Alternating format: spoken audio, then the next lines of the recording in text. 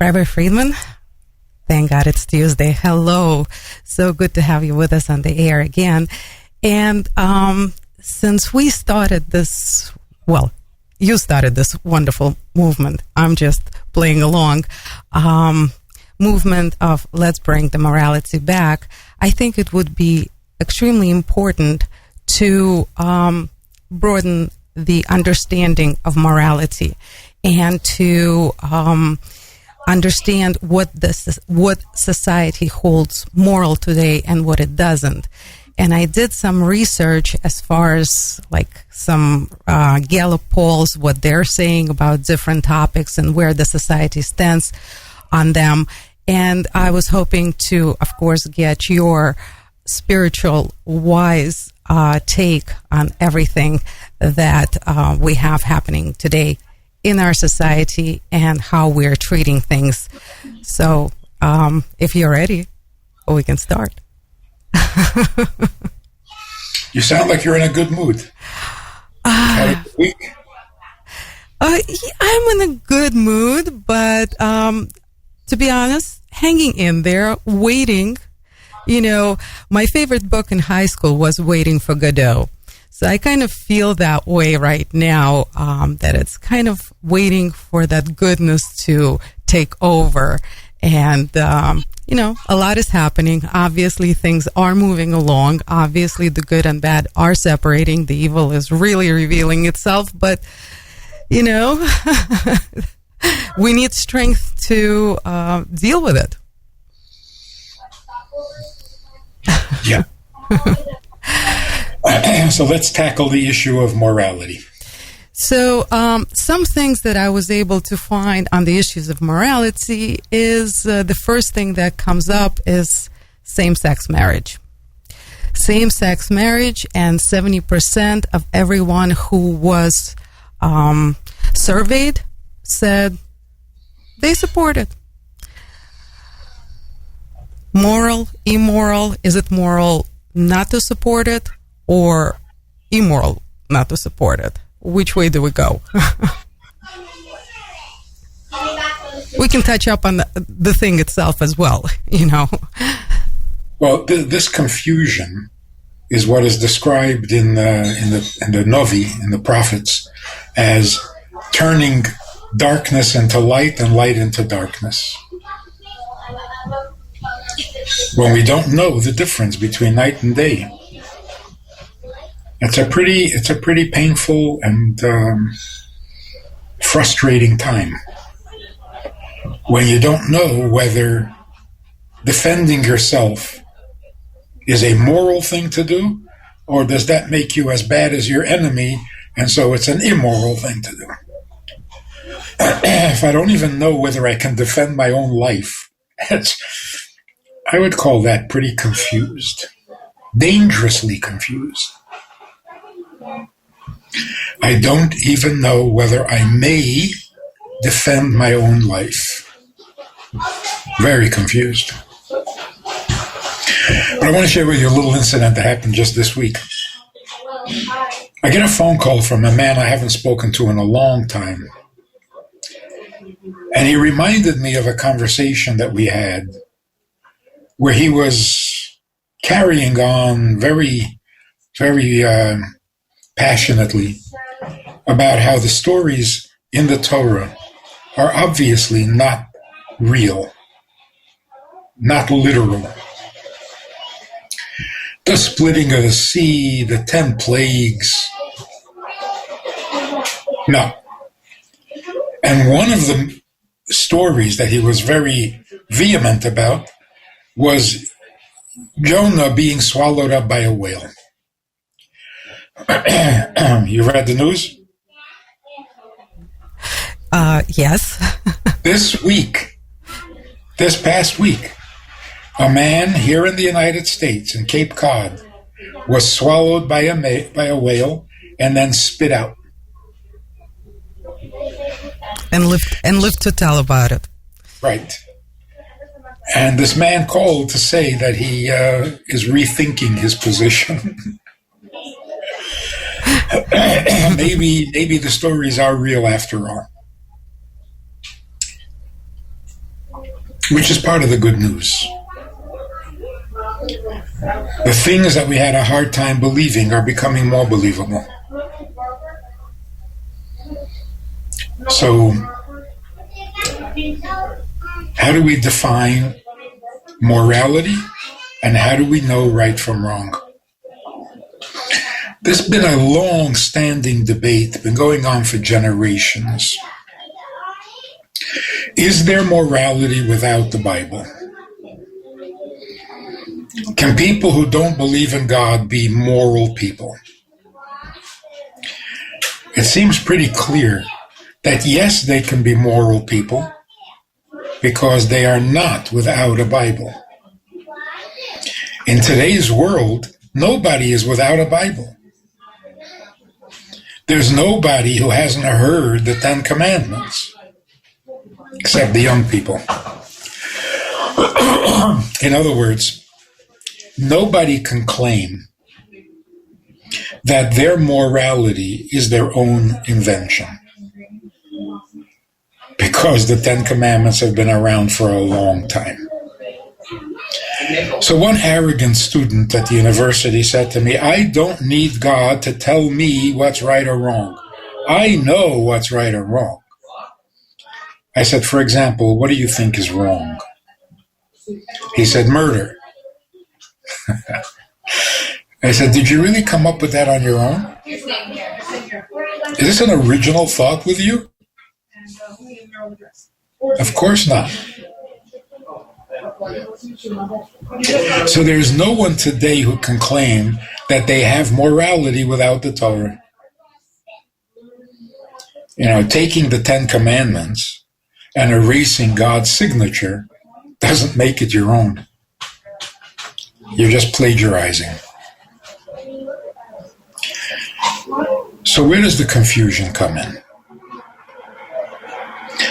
The confusion comes in when we refuse to accept the definition of morality as it's given in the Torah.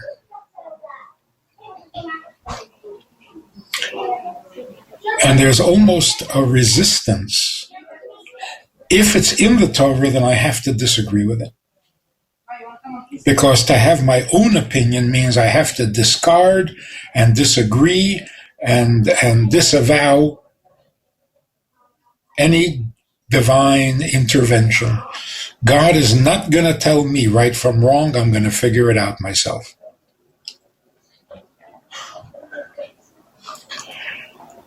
But that's not the whole story either. It's not just a question of whether you believe the authority of the Torah or of the Bible. The real question is, does life have a destination? Is there a fixed, premeditated purpose? Are we going on a journey that has a fixed destination? We all have to end up somewhere. Or, we don't know. Whatever will be, will be.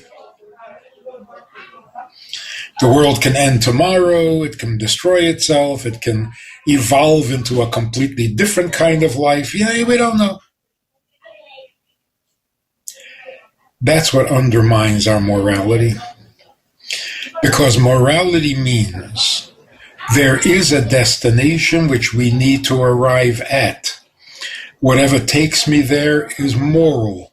Whatever distracts me or takes me off the track is immoral. So it's a very simple question. Does life have a purpose? That's it. Yes or no? If it has a purpose, then tell me what helps to bring that purpose about, and what gets in the way and prevents it from happening. We start off talking about what's right or wrong, and we have no background for it. Is it right to tell somebody that they're sinning? Yes, it is. No, it's not. You can't have that kind of discussion. Create a background, create a setting, a context, and then we can talk about it. But this quibbling over the end result, when we have no background and no context, is only going to lead to division and to hatred and to prejudices. It's going nowhere. So the answer to the question, can you have morality without the Torah? The answer is no. But even with the Torah is not enough. I'm going to quote the Ten Commandments.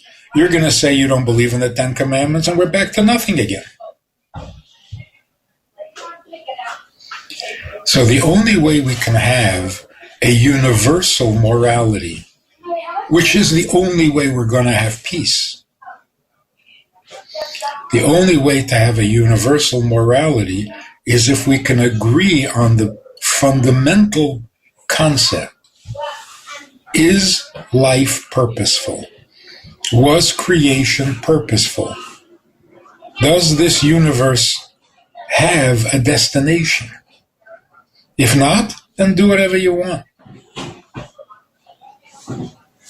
Some people will call you immoral. So what? Well, let me put it in different, very, very graphic terms. This yeshiva girl, very modest, very, very innocent. She says to me,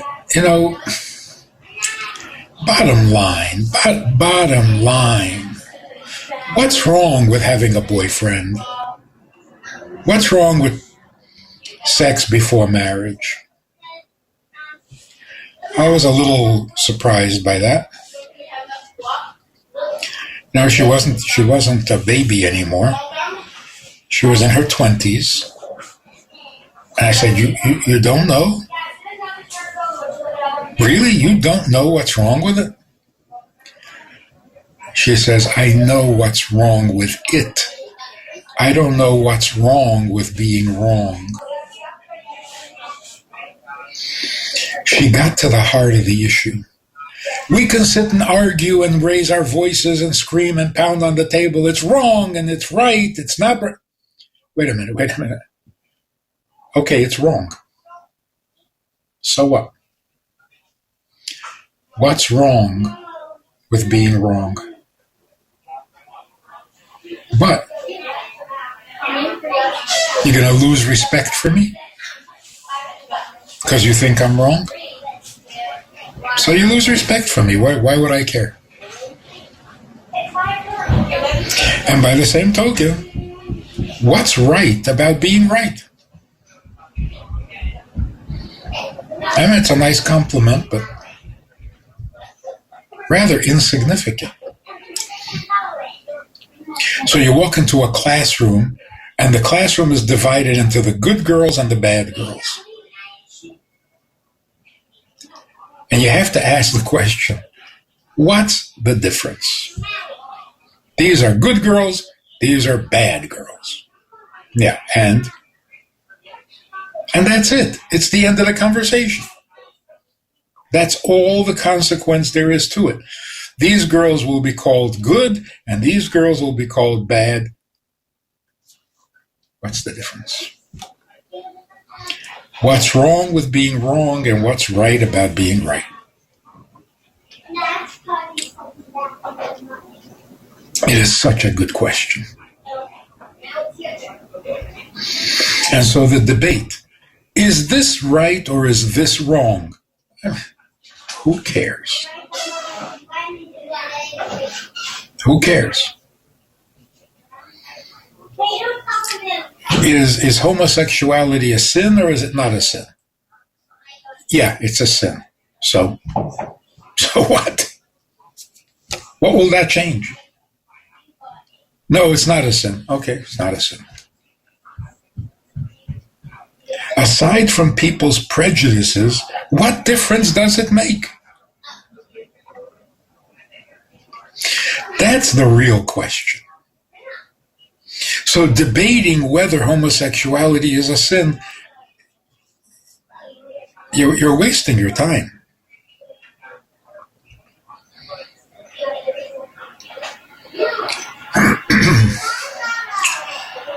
So, yes or no? Was the world created with a destination? An urgent destination, an unavoidable destination, an inevitable destination. And in that destination, there are those who contribute to the progress, and there are those who slow down the progress. But the destination is inevitable, must be reached, because it's a vast, eternal plan that cannot fail. If you don't believe in that, then stop talking about morality. All it's going to do is polarize people and upset you and upset others, and it won't do any good for anybody. Those are pretty dramatic statements, but it's true. If the world doesn't have an urgent destination, then drop the subject. Stop it. Who cares? Rabbi Friedman, I actually think that's exactly what happened to the world. That everybody lost perspective, that there is a bigger picture here, and that we're not in it for ourselves, our fun, our comfort, our, well, just anything eye-related. And that's not even for our own values or ideals, because your ideals are based on nothing.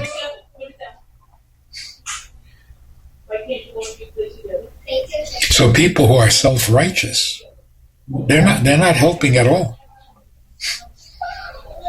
They contribute nothing. So thank God that there is a purpose to creation. And thank God that that purpose will not fail, no matter how bad I am. So what should motivate me to be good?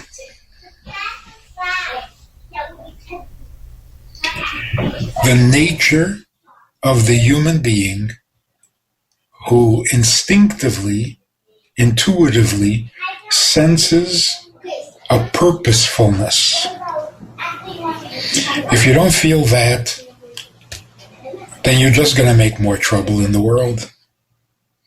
You're going to offer your opinion, your moods, your preferences, your tastes. That's going to polarize you from the others who have the opposite tastes and the opposite moods, and it's going to go nowhere.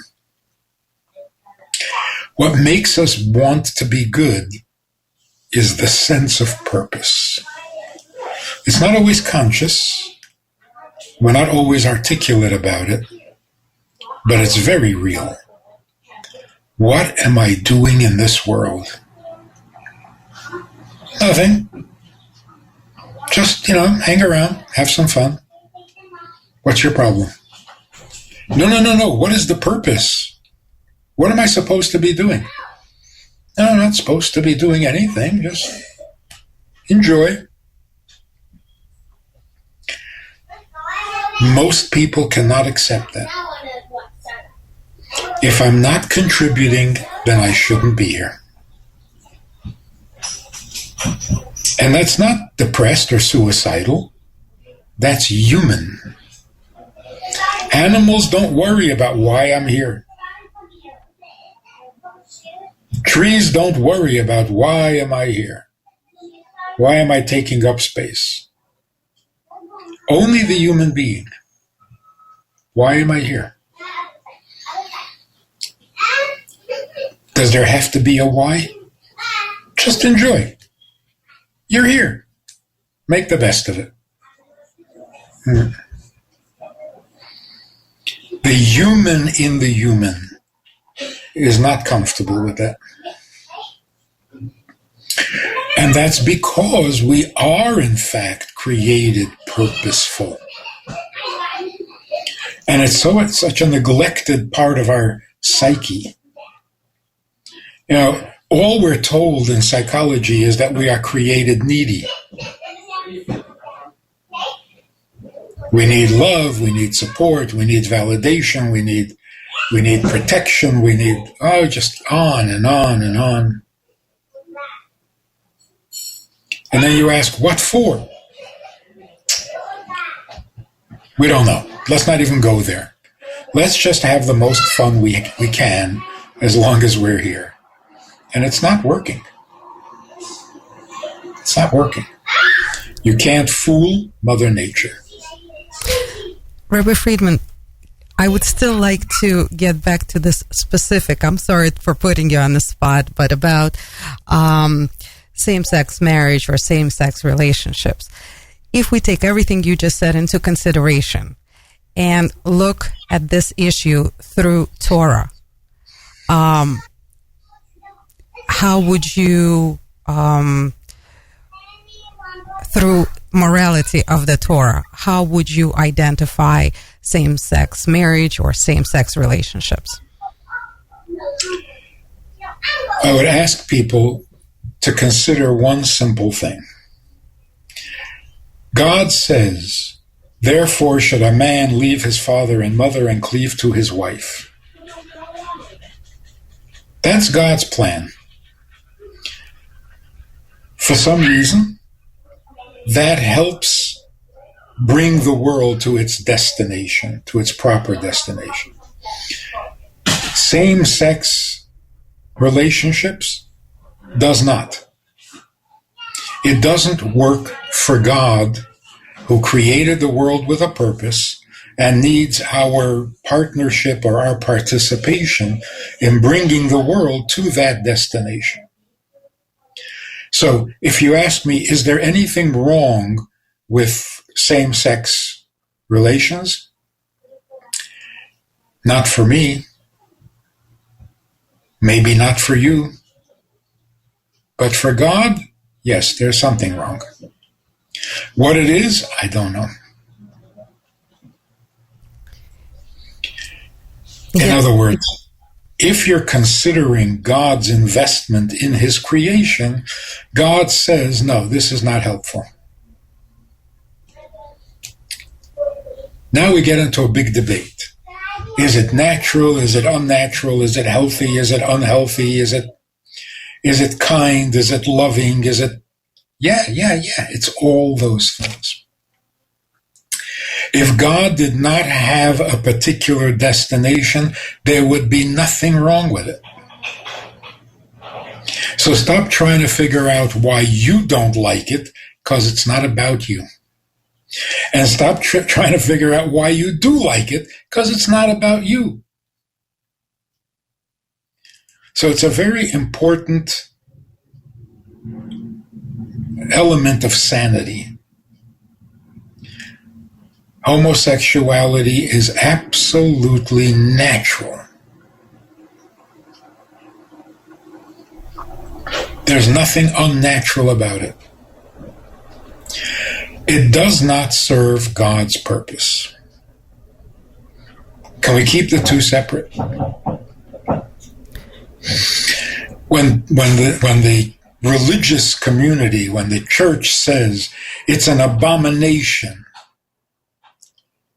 only to God. God says it's an abomination. An abomination means it doesn't help me reach my goal. Because God also says that eating ham is an abomination. Same word. Would you say that eating bacon is unnatural? God calls it an abomination. But there, God is a little more specific. God says it's an abomination in my eyes. So here we go back to the same idea. If you leave God out of the picture, nothing is wrong and nothing is right.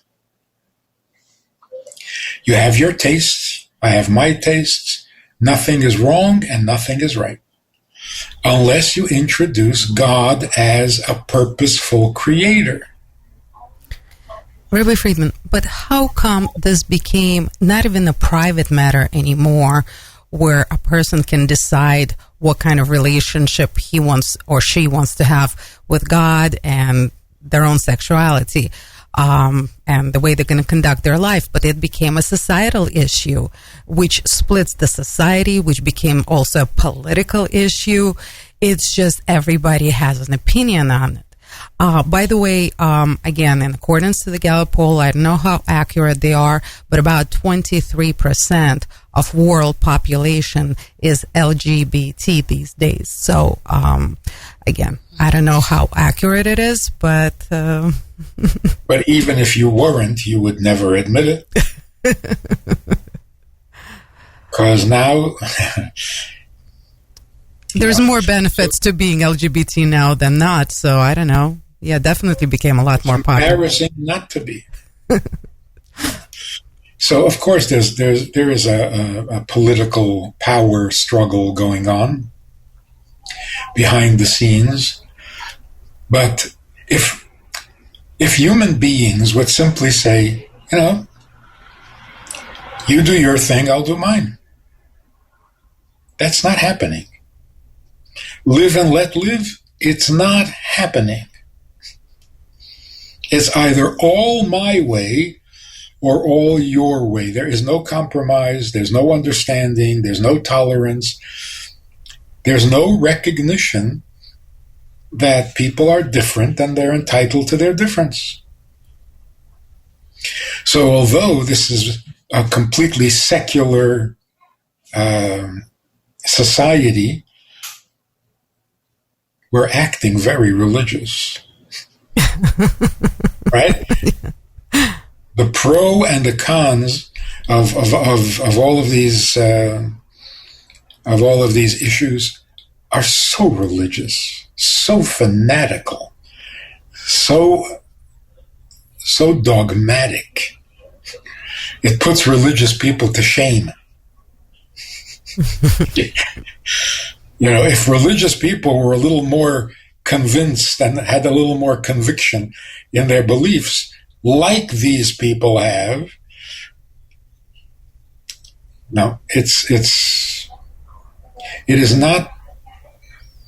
Both sides of the coin are not concerned with morality. They're concerned with having it their way. Nobody cares whether it's moral, because nobody has the concern for God's plan. Nobody. Rabbi Friedman, can we discuss, while we're on the topic, there's a new thing that evolved, I don't know how recently, but pretty recently. It's about, and it's very much accepted, again, by the society, because one-on-one relationships of opposite sex is very constraining. So now it's extremely popular, especially among the younger people, to have multiple partners out in the open. I'm sure it was happening throughout the ages, and it was concealed, and then people kept it private, understanding that there's something wrong with it.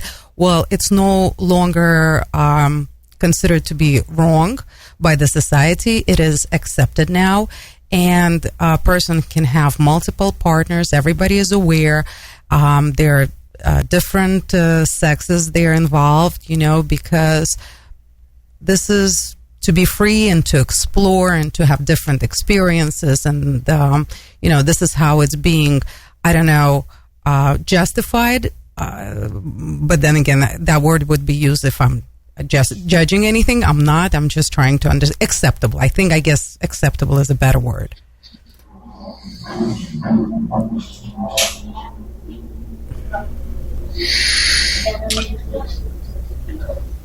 If you take God out of the picture, how dare you condemn any activity, any? How can you be so self-righteous as to judge others and declare them wrong or bad. How dare you? Anything. Multiple partners? What took you so long? Incest?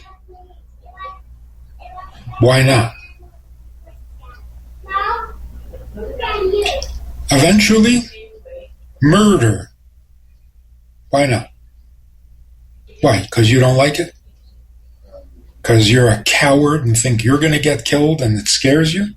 Oh, too bad. You have no right to interfere. Whoa. You have no right. What does that mean? What are you talking about? I can do it, so I do it. You don't like it? So what? Sure, if I want to be your best friend, I got to consider what you like. I don't want to be your best friend. So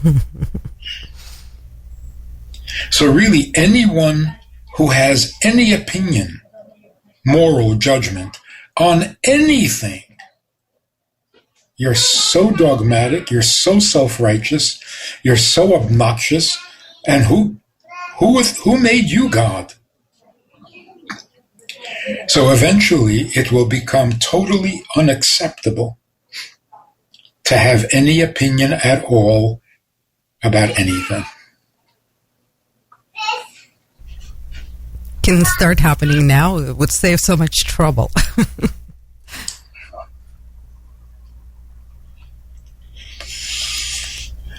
Unfortunately, there are some people who cannot accept that.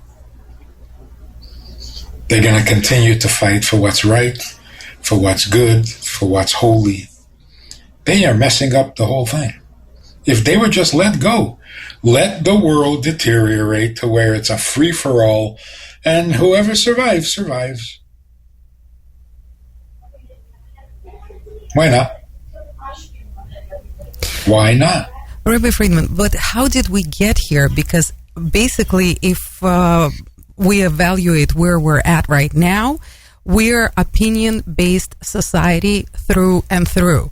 And this is what is actually holding everything afloat, is everybody has an opinion, and their opinion is the right opinion. And we fight for what we believe in. This is what we're all about. Yeah, it's very thin. The layer of argument and morality is very thin. We don't have opinions. We really don't. Everyone's opinion comes from his passion. If I have a passion for something, my opinion will tell me that it's good. It's not an opinion. It's a rationalization. I start with a passion, and then I figure out how to argue it. That's not an opinion. I want to steal, I figure out how to make it sound good. I want to kill, I rationalize it, and I make it sound like it's the right thing to do. Do I really believe it's the right thing? I don't care if it's right or wrong. I'm going to do it because I want to. So our passions, our instincts, our appetites, that's what's controlling the world. No one has a real opinion. And that's why they're just about ready to say, I'm not even going to bother with an opinion. I want to take your money, so I'm coming to take it. If you can stop me, try. That's it. We're barbarians. Yes, we are. And Hitler actually believed that that's the way we're supposed to be. We're supposed to be barbarians. All these reasons, no, that's not right. You don't have, that's not fair. This is baby stuff. Why are we crippling ourselves like that?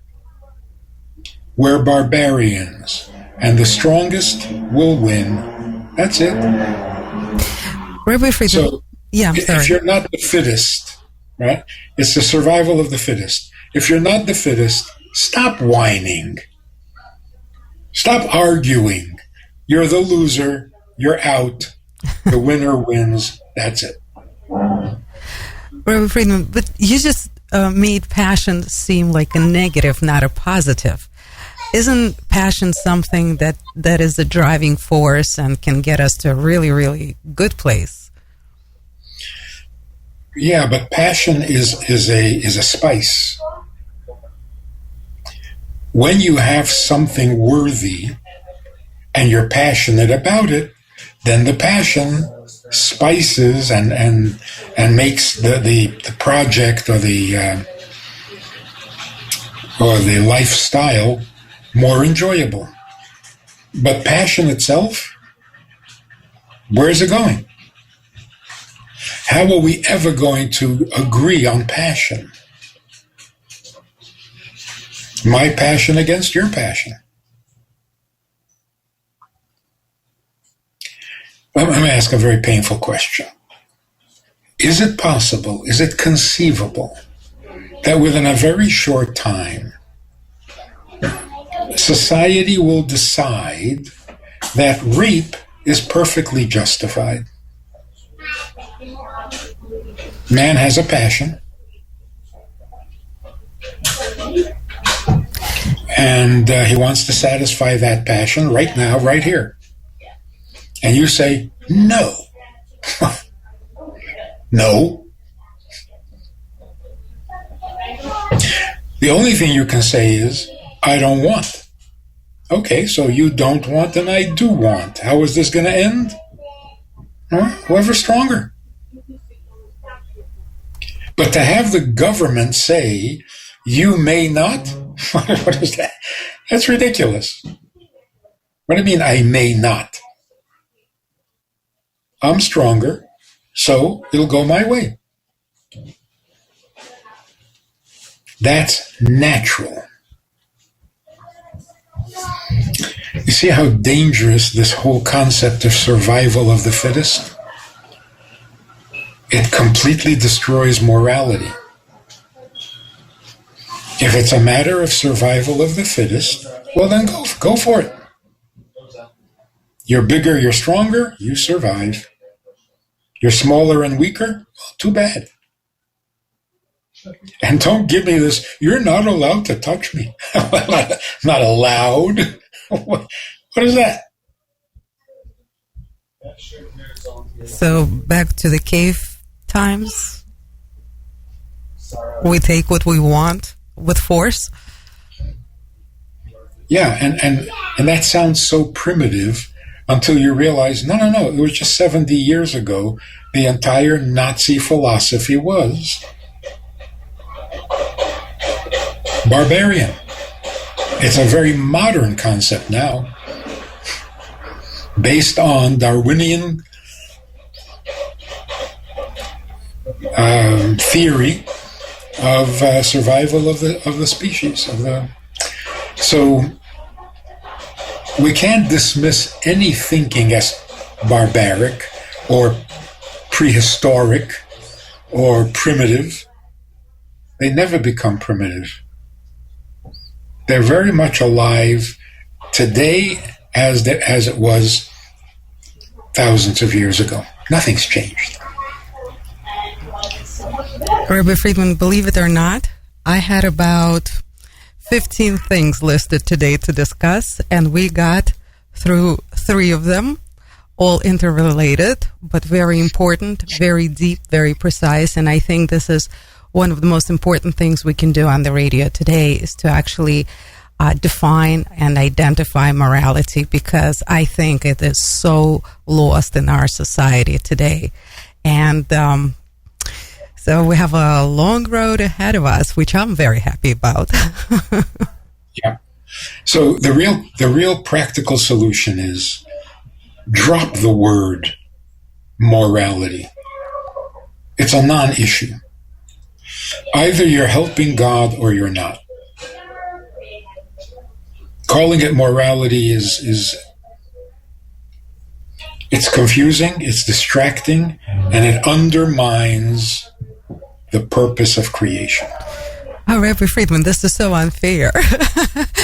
I just changed the word unfair to moral, or fair, unfair to moral, immoral, and now I have to drop this word. I don't know if I'll be able to identify today's reality without any words. So let's get rid of words like morality, equality, rights. It's God's way, or people, God's way or my way. No, it's God's way or any way. Rabbi Friedman, amazing. But we have a very long road ahead of us because we're really, really kind of getting to the truth of things and trying to break those very strong walls that we grew up with, that we are surrounded by, and it's a job and a half. So thank God it's Tuesday, and thank God Rabbi Friedman is with us to help us do that. The good news is the vast majority of people in the world, if you ask them, God's way or no way or any way, whatever, anything goes, people do not want anything goes. So the good guys are going to win. Better sooner than later, Rabbi Friedman. We are really 99% of the human race. We don't want anything goes. Not for ourselves, certainly not for our children, for our grandchildren. No, no, no. Hopefully that's just going to become so clear and so apparent and so soon. This is basically where we're at right now, just waiting for that goodness to... Yeah, you got to go from being 17 to 18. But most people are intuitively purposeful, and anything goes is not acceptable. Cannot be. It can't be. So, we're going to have to figure this out. Rabbi Friedman, with your help only. So thank you so much. Thank you for giving us this opportunity to become wiser, to see the world clearer, and to see the right and the wrong, the real right and wrong. And thank you for creating a platform for it. Thank you, Rabbi Friedman. Looking forward to next. Thank God it's Tuesday.